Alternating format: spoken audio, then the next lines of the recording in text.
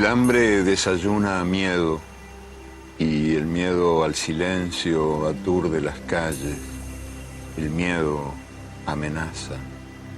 Si usted ama, tendrá sida. Si fuma, tendrá cáncer. Si respira, tendrá contaminación.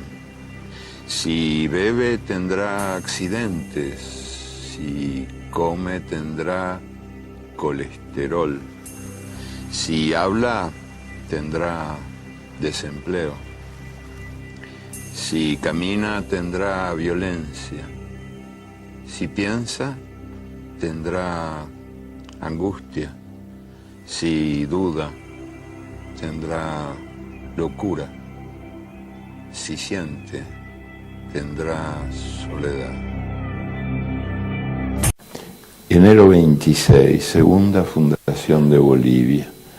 En el día de hoy del año 2009, el plebiscito popular dijo sí a la nueva constitución propuesta por el presidente Evo Morales.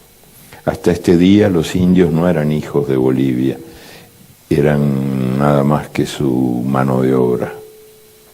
Allá por 1825, la primera constitución boliviana había otorgado la ciudadanía al 3 o 4% de la población. Los demás, indios, mujeres, pobres, analfabetos, no fueron invitados a la fiesta. Y esto fue así en toda América, no solo en Bolivia. Fue así de norte a sur. Los que trabajan tienen miedo de perder el trabajo y los que no trabajan tienen miedo de no encontrar nunca trabajo. Quien no tiene miedo al hambre, tiene miedo a la comida. Los automovilistas tienen miedo a caminar y los peatones tienen miedo de ser atropellados. La democracia tiene miedo de recordar y el lenguaje tiene miedo de decir. Los civiles tienen miedo a los militares tienen miedo a la falta de armas. Las armas tienen miedo a la falta de guerras. Es el tiempo del miedo. Miedo de la mujer a la violencia del hombre y miedo del hombre a la mujer sin miedo. Miedo a los ladrones y miedo a la policía. Miedo a la puerta sin cerradura, al tiempo sin relojes, al niño sin televisión, miedo a la noche sin pastillas para dormir y a la mañana sin pastillas para despertar. Miedo a la soledad y miedo a la multitud, miedo a lo que fue, miedo a lo que será, miedo de morir. Miedo de vivir. Tiempo de miedo.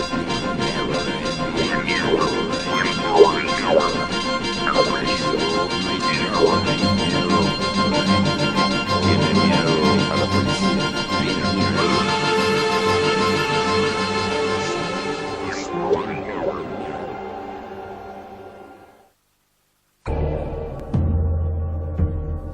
Corría el año 1964 y el dragón del comunismo internacional abría sus 7 fauces para comerse a Chile. La publicidad, sobre todo la publicidad en la televisión, bombardeaba a los chilenos mostrando imágenes de iglesias quemadas, de tanques rusos, de guerrilleros barbudos que secuestraban a los niños y se los llevaban lejos. Y hubo elecciones y el miedo venció. Y Salvador Allende, el candidato derrotado, me contó qué era lo que más le había dolido de esa experiencia dolorosa.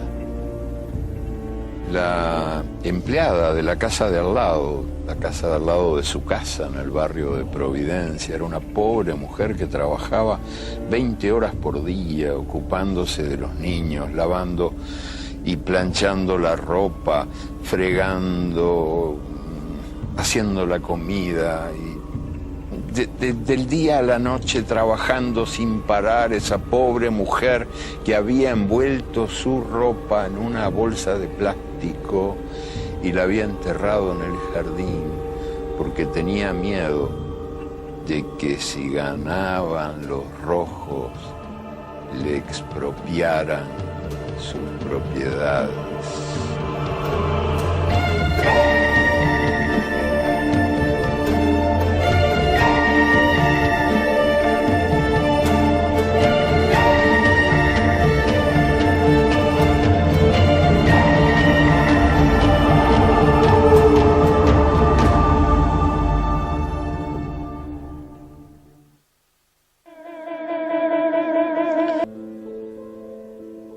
Hace ya algunos siglos, Martín Lutero advirtió que Satán no está solamente entre los moros, entre los turcos, sino que habita nuestra propia casa, que Satán está en el pan que comemos y en el agua que bebemos.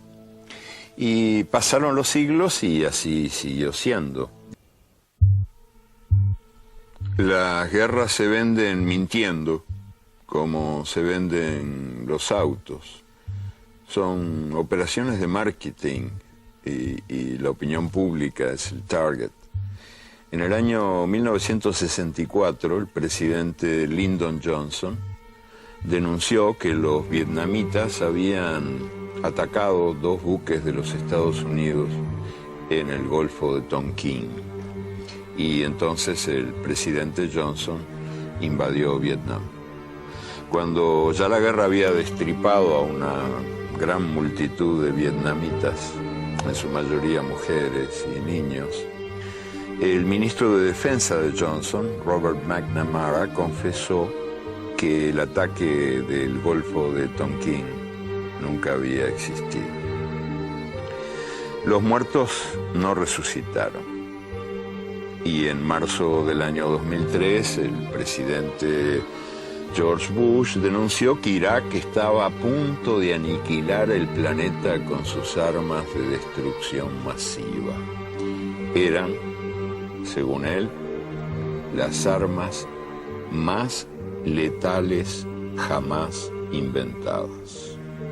Y entonces el presidente invadió Irak, y cuando ya la guerra había destripado a una buena multitud de iraquíes, en su mayoría mujeres y niños, el propio presidente Bush confesó que las armas de destrucción masiva no habían existido, que esas armas más letales jamás inventadas habían sido inventadas por él. Cuando hace ya unos cuantos años mi mamá me daba instrucciones para vivir, entre otras cosas me aseguró que la mentira tenía patas cortas. Pero la mentira tiene patas larguísimas, porque en las elecciones siguientes, el pueblo recompensó al presidente Bush reeligiéndolo. Y porque es un acto de locura suponer que es posible escribir un libro así, en 600 historias pequeñas, contar la historia del mundo, o por lo menos de la humanidad en el mundo. Sí, era un poco pretencioso. Claro, suena terrible. ¿Y por qué lo hiciste? Lo hice porque no tuve más remedio. La tentación era contar la historia desde el punto de vista de los que la habían hecho pero no sabían que la habían hecho ni lo supieron nunca y que no figuran en la historia oficial. Sean las mujeres, los negros, los indios, el sur y el oriente del mundo, los que construyeron la casa de sus amos, ¿no? los olvidados, los despreciados y los locos lindos que son la sal de la tierra, desde ese punto de vista y no desde otro punto de vista, intentando, como te digo, recrear, reconquistar los infinitos colores del arco iris terrestre. ¿Incluye la historia oficial? La historia oficial se ha ocupado más de mutilar el arco iris terrestre que de alimentarlo, porque ha suprimido la historia, creo, las historias que de veras valía la pena contar, que es lo que yo he intentado hacer en este libro, que como ves es un proyecto loquísimo.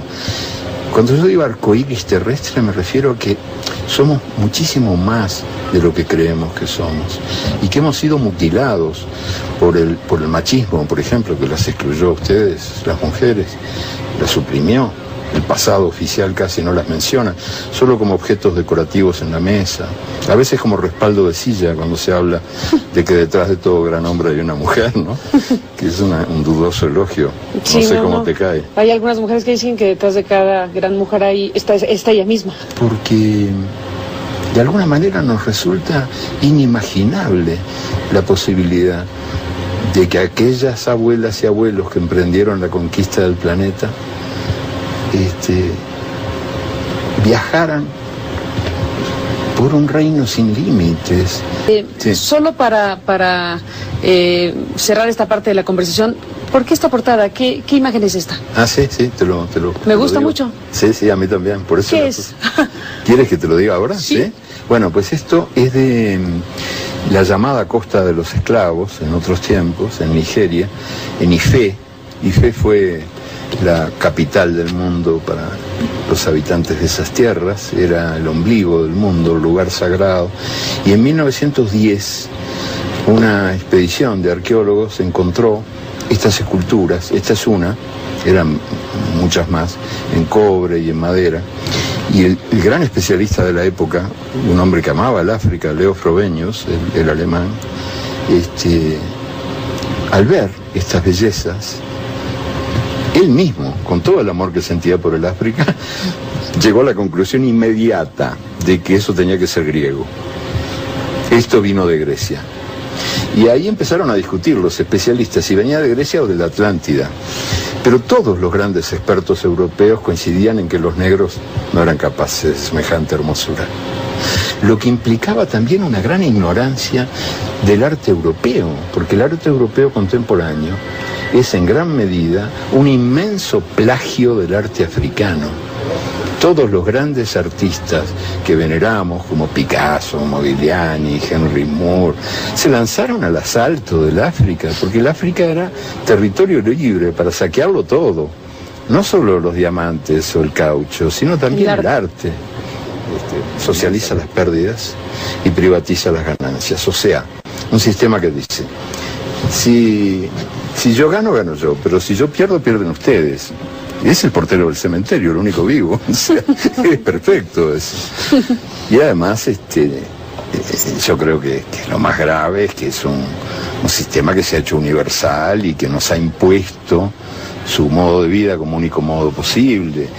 Ahora nos encontramos con que ellos hacen uso del Estado para salvar al mercado después de haber aniquilado el Estado en los países nuestros en nombre del mercado. Esta religión del mercado, que es una imposición de ellos y de sus organismos dependientes, ¿no? Toda esta inmensa estructura, te digo. Dijo que la utopía está en el horizonte y dijo, yo sé muy bien que nunca la alcanzaré, que si yo camino 10 pasos, ella se alejará 10 pasos. Cuanto más la busque, menos la encontraré, porque ella se va alejando a medida que yo me acerco. Buena pregunta, ¿no? ¿Para qué sirve? Pues la utopía sirve para eso, para caminar. Muy bien.